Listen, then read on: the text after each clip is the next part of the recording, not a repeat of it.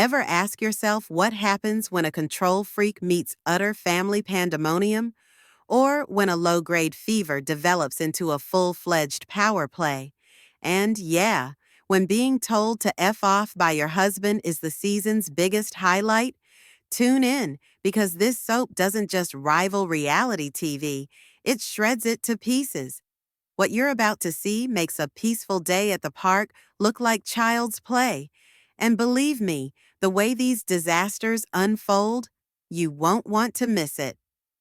Hey everyone, what's up? And welcome back to my channel today. We're diving deep into betrayal, absurd demands, manipulative mind games, and some of the most jaw-dropping family dynamics ever captured on camera. So let's not waste any time and jump straight in.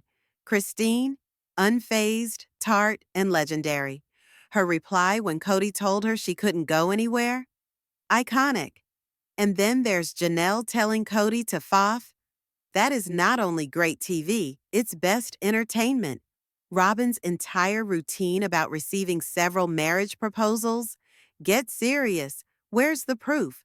One of the most memorable episodes has to be when Garrison and Gabe call Kody out amid COVID. Kody, attempting to justify his extreme rules, says he wouldn't be able to take care of Janelle if she became ill. Garrison blinks not. He assuredly would take care of her. And Gabe? He won't cut Christine loose, the woman who raised him. Kody attempted to spin the story, saying Christine pulled away after Vegas. But the reality? His kids weren't buying it. Spoiler alert, Janelle did become ill, and Kody? Nowhere to be seen. And how about the time Kody insisted Janelle cut short her trip just to get him cold medicine? In his so-called COVID phase, Aurora was at home and healthy, so why couldn't she? It wasn't about the meds, it was about control. Irrespective of how long the trip was, his insistence was ridiculous. If Janelle complied, she lost. If she didn't, he held it over her. Christine actually went so far as to ask him directly, could Janelle enter or just drop off the meds? He told her drop off only. So Janelle didn't venture in. Simple. Kody's over-the-top fever? Complete performance. His scenes with Robyn during that period? Pure cringe. His moaning, her blank expressions? Unwatchable. And Janelle's laugh after declining to give in? That laugh spoke volumes. His fever wasn't even high enough to be concerning. The actual problem? Kody was insecure his kids wanted to celebrate the holidays with Christine rather than him. It's obvious he holds a grudge against the original 13 for not coddling Robyn like some kind of queen bee. But the highlight of it all? When Gabe and Garrison supported their mothers, the connections between the original children and their mothers? Strong, emotional, and infinitely more real than anything Kody attempted to take for himself. And that RV adventure with the sewage debacle? The classic Kody. Rather than own up to it, he pins it on his teenage son. That's his play, always blaming someone else, always a victim. Then the major plays, Vegas and Flagstaff, a total disaster. The families were so finished, they left Robyn and Kody to unpack by themselves. Even after months of planning, Flagstaff was a disaster. And in the middle of Isabel's surgery, Kody's priorities were entirely misplaced.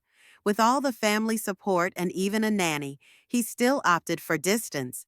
Robyn's tale of numerous proposals doesn't ring true. Debt, children, her history, it all leans toward her coerced for effect storyline to keep up her victim persona. And don't forget the jewelry business plan scene. Kody and Robyn selling a $2 million line? So cringeworthy. The entire endeavor failed. Their presentation at the Street Jour show was embarrassing. The only thing that succeeded? Robyn's French manicure. And yet, there were always a few moments of light, like the commitment ceremonies, the cardboard regatta race, and family vacations. Those provided a peek at how each wife led in her own way. That no-look high five between Hunter and Logan after finishing second? Iconic sibling energy. In the end, they say family sticks together no matter what. But what happens when the most toxic person believes he's the glue holding it all together? The truth? The original family is doing just fine. Actually, they're thriving without him. While Kody stands bitter and stunned, trying to figure out why they've moved on, the answer is clear. He's not the sun anymore. He's not even in their orbit. That's the actual reason for the bitterness. The OG crew still love, support, and enjoy each other. Kody, on the other hand, grasps his victim mentality like a security blanket. Just like his brother-in-law indicated at that funeral, it wasn't a eulogy. It was a warning, a cry for him to introspect. But Kody, he never heard, and now he's left with the fallout. He's still waiting, waiting for the children to crawl back with their apologies. But the truth is, they've matured. They've found their voice. They've entered their truth, and they're not letting him steamroll them again. The only thing getting in the way of peace is Kody himself, and he's just fine with that. Classic Kody, sitting back, pouting, expecting the family to orbit him once more. He even confessed to feeling jealous of their gatherings, claiming they were getting together to exclude him. Spoiler alert, they likely just appreciate the quiet that comes with hanging out without the drama. As for those family traditions he's so proud of, most came from the OG3's upbringing. Kody wasn't the mastermind. He was just the muscle, someone who happened to be present. But he's convinced everything centered around him. Remember when he said Thanksgiving with Robyn's family was nice because it wasn't loud? Translation: he traded real, chaotic, heartfelt love for silent compliance. Robyn, on the other hand, is waking up to a bleak reality. If she peels out, it won't be due to some profound conviction regarding polygamy. It'll be because the cash has run out. Kody's hustle, MLM style, is finished, and with no job, no skills, and no foundation, her prospects are dismal. The hoarder-style manner does nothing to alter that she might very well end up either back in polygamy with another man or barely scraping by on her own. As she holds on to denial, the OG3 and their kids are growing, healing, and carving out their own futures. They're the ones everyone is cheering for these days, possibly even ripe for a spinoff of their own. And Kody's legacy, angry interviews, ill-fitting suits, and an overwhelming desire to upstage his exes, regardless of the toll on his children. This is a man who considered digging a grave an act to be applauded, who pumped his muscles in front of a funeral as if it was something, who posed in front of a memorial, made it into a one-man monologue about a fantasy, and waited for applause. He's not the patriarch anymore. He's the one outside, screaming at the door, asking why nobody's opening it to him, while everybody else laughs, weeps, and heals inside without him. Everyone said that this episode was sad, but perhaps the deeper heartache is not necessarily about losing a child. Perhaps it is about betrayal, abandonment, and silent wounds spanning decades that are finally coming into sharp view. The scenes destroyed people. Pavin's heartache, Janelle's quiet devastation, Logan hugging his mom, and Mary, God, Mary. She was utterly shattered, isolated, forgotten, everyone hugging everyone else while she hung on the outside. Even Leon didn't stand beside her at the funeral, just in front of her. And when it was finished, Leon disappeared with the others, leaving her behind. Perhaps she had some alone time with Leon afterward, but even then, it's apparent that moment hurt deep. Still, she did take the time to reach out and wrap her arm around Janelle. Whatever is said about Mary, nobody can deny that she is loyal when the chips are down. She's been judged, dismissed, but never cruel. Even after being publicly shamed when she was catfished, she continued to show up. She worked for herself. She worked for the family. And the guy who sent her packing used her hurt to shame her repeatedly.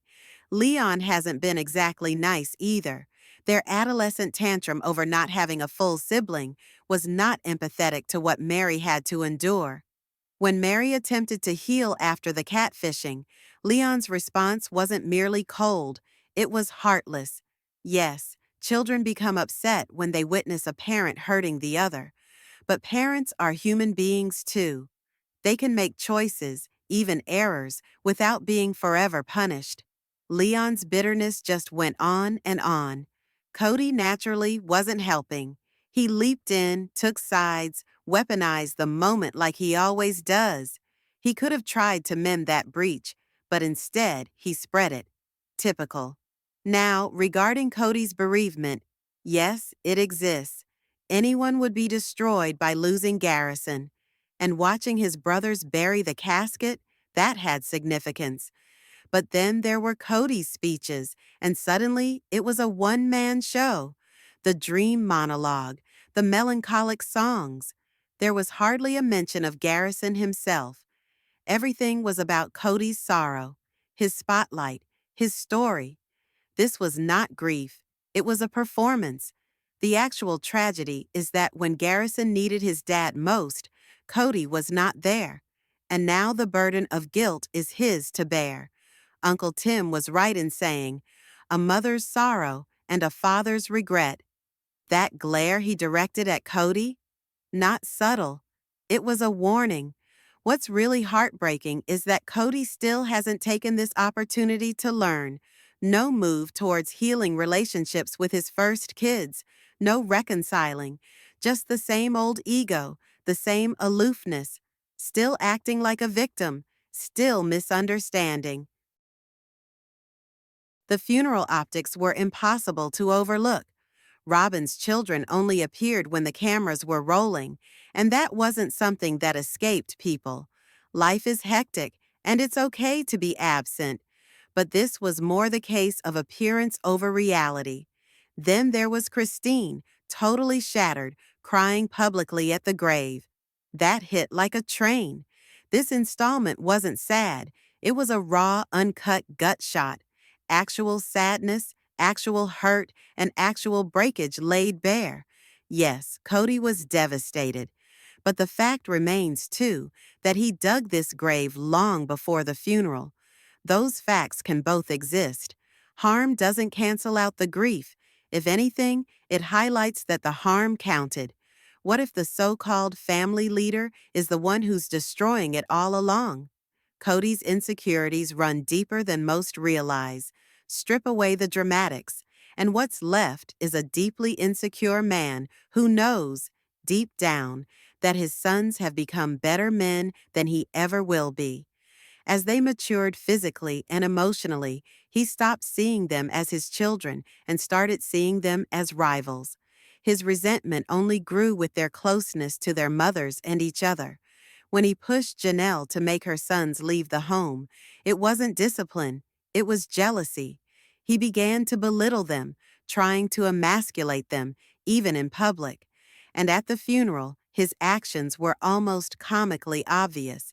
Standing wide, rolling up his sleeves, tight pants clinging to a body he's probably overexerting to keep.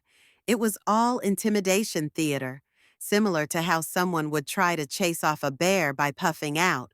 Only that bear happens to be Peyton, standing over him and more than able to take care of himself. With that, his sons showed him what masculinity truly is: calm, kind, and present. They comforted their mothers, hugged their family members, and even went so far as to show kindness to Kody.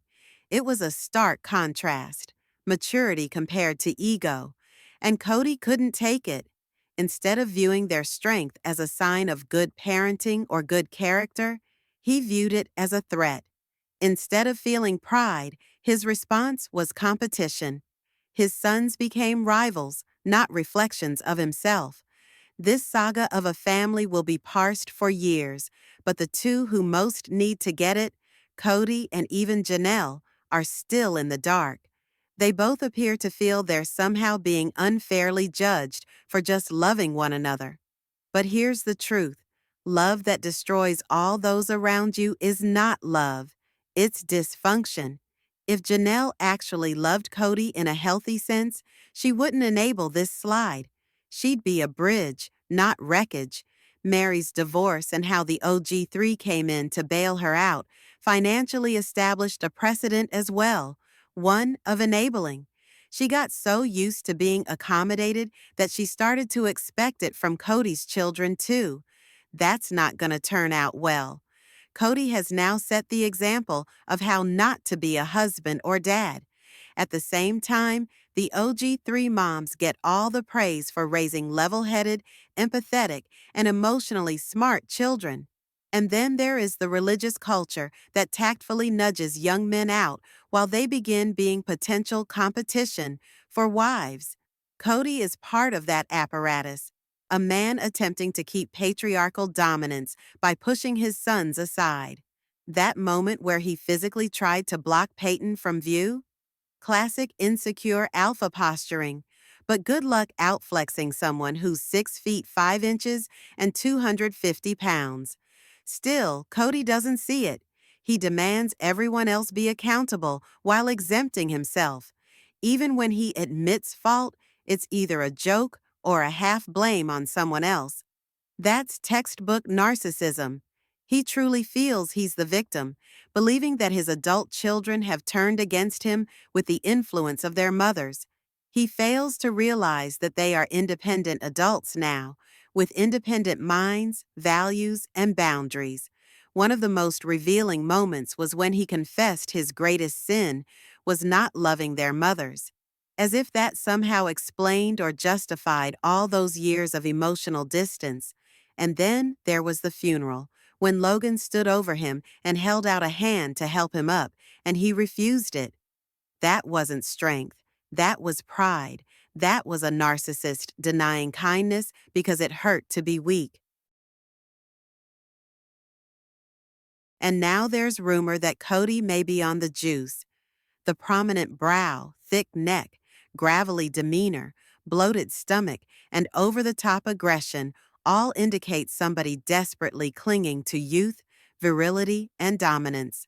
Perhaps he's seeking Robyn's approval, keeping up with the ex-wives, or freaking out his sons. Regardless of motive, the telltale signs are there. Robyn's daughters dressed like little sister wives, and that is disturbing too. They dress them in a way that is not appropriate for their age, as if preparing them for jobs they didn't apply for. The whole thing smells of inherent narcissism fueled by insecurity. Ultimately, this isn't merely a disaster on reality television. It's a psychological study. Narcissistic men tend to view their sons as threats, and the harm that they do radiates outward into entire families. Kody's not unusual. He's a warning, and that deserve burial? Some families do bury urns. It's not unheard of. But buried, displayed, or scattered, the actual burial that occurred here wasn't physical. It was emotional, a burial of trust, connection, and family unity. One that Kody assisted in digging, one misstep at a time. Truly puts the entire emotional dysfunction into sharp relief. Kody's compulsion to produce strength, the overcompensation, the denial of vulnerability in any manner that doesn't put him front and center. He poses, blocks camera shots, flexes like a cartoon alpha male, all while his sons openly grieve, mourn, and support one another with genuine emotional maturity. Peyton's sadness, especially, was raw and profoundly human. Meanwhile, Kody's still clinging to the illusion of manhood, as if tight pants and aggression will distract from the emotional vacancy inside. He's not only a flawed father, he's a textbook narcissist, completely unable to examine himself. He blames Janelle, Christine, even Garrison himself, but never once does he utter, "I failed him." One little sentence could be a game changer, but he can't utter it. because to acknowledge that he drove Garrison away when his son was most in need of him would necessitate an humility Kody simply lacks. Even when he did flash a glimmer of self-awareness during Mary's catfishing debacle, admitting that his emotional abandonment could have prompted her to look for attention elsewhere, it seemed an unwitting fissure in the suit of armor, not a turning point, just an instance. And instances like these are few and far between. He's more adept at deflecting blame and mouthing hollow buzzwords such as accountability without actually practicing it. And then there's Robyn, waiting patiently in the wings, poised to step into center stage the moment he displays the first twinge of weakness he may. Their relationship is less partnership and more ego stroke affair. One bestows adoration, the other domination. Her over-the-top adoration strokes his ego. How fast Kody turned to goo when she referred to him as yummy? That wasn't love. That was validation addiction. If Kody does regret anything, he'll never say it so bluntly. He'll say Janelle turned the kids against him, or Garrison didn't love Robyn enough. His musings, if you can even call them that, always take the form of self-preservation. He'll show up on camera and tell you, I wish the kids hadn't shut me out, but never, I regret not being a better father. And sure enough, although Kody is not the sole cause of Garrison's death, mental illness, addiction, and access to a gun were all contributing factors. It's still fair to wonder, why was Garrison so in pain? Why did he feel so alone? Who was emotionally present for him, and who tuned out? That level of self-examination simply does not cross Kody's path. Perhaps because within his previous religious system, husbands are nigh on godlike, only answering to the divine. Taking responsibility for mistakes would shatter the illusion, and perhaps the identity he has held on to for so long. So what we're left with is a man unable to grow, even in the face of devastating loss. While the rest of the family gathers, heals, and evolves, he's stuck, sulking by the fire pit, muttering about how it wasn't worth wrecking the relationship, but never facing the part he played in wrecking the family. In the end, you're right. It's not all on Kody. Garrison made his own tragic choices, but ignoring Kody's role in the emotional unraveling would be dishonest. He didn't pull the trigger, but he certainly wasn't there when it mattered most. Thanks for breaking it down. It's heavy, heartbreaking, and infuriating all at once, but it needs to be done. If you've made it this far, don't forget to like, comment, and subscribe. Take care of yourselves and each other. Much love.